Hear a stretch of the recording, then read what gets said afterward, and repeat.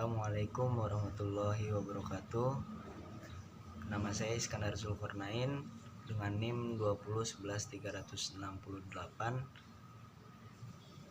Pertama-tama yang saya hormati Ibu Dian Febriani ME SC selaku dosen pengampu mata kuliah Hukum Bisnis.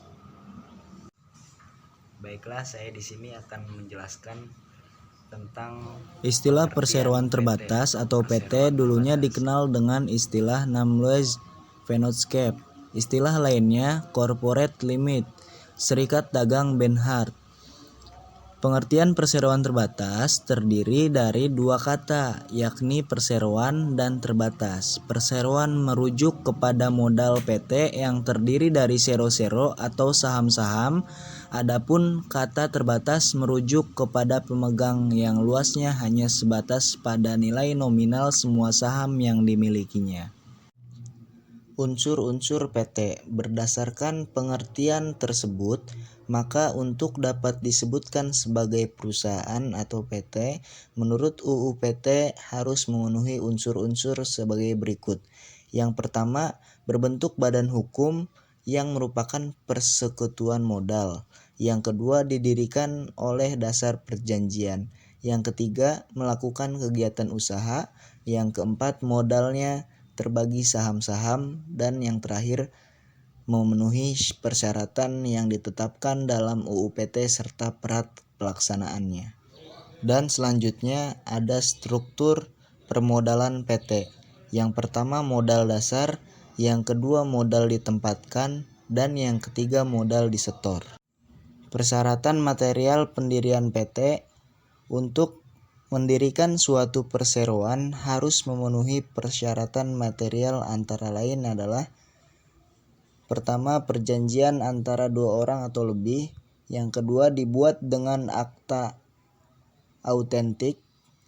Yang ketiga, modal dasar perseroan. Dan yang terakhir, pengambilan saham saat perseroan didirikan. Hukum perseroan terbatas yaitu ada dalam Undang-Undang Nomor 40 Tahun 2007 tentang perseroan terbatas.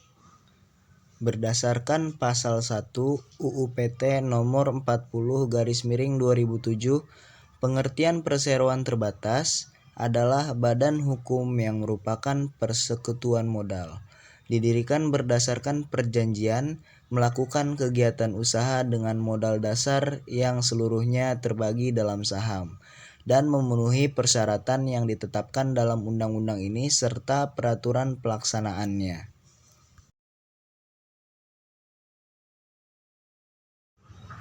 Baiklah, saya di sini akan memberikan satu contoh yang disebut perseroan terbatas, yaitu dari PT Food Beverage Indonesia. Yang di dalamnya di situ ada CATEM adalah sebuah jaringan kedai minuman teh susu mutiara bubble tea asal Taiwan. CATEM memiliki sedikitnya 1.002 cabang di 26 negara. Pada tahun 2006, CATEM membuka gerai pertama di luar Taiwan, tepatnya di California, Amerika Serikat.